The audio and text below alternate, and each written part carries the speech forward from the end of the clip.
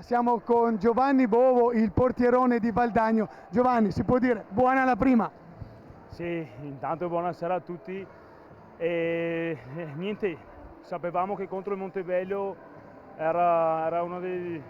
sono tutte partite difficilissime. La prima innanzitutto perché dobbiamo ancora conoscerci bene con la squadra e tutto. Abbiamo trovato il Montebello in amichevole la settimana scorsa, ci hanno battuti infatti. Noi dovevamo partire col piede giusto, dovevamo fare i 3 punti perché dopo sono tutte partite difficili, però dopo era importante partire insomma con i 3 punti perché sennò diventa tutto più difficile anche nelle prossime partite.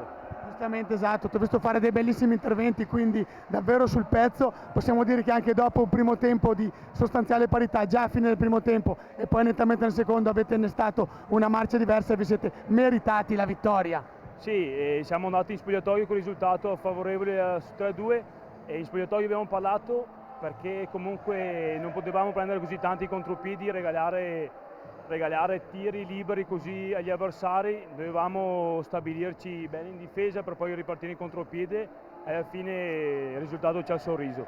Bene, allora ringraziamo Giovanni Bovo, in bocca al lupo per tutta la stagione e ci vediamo alla prossima. Grazie Giovanni. Viva il lupo!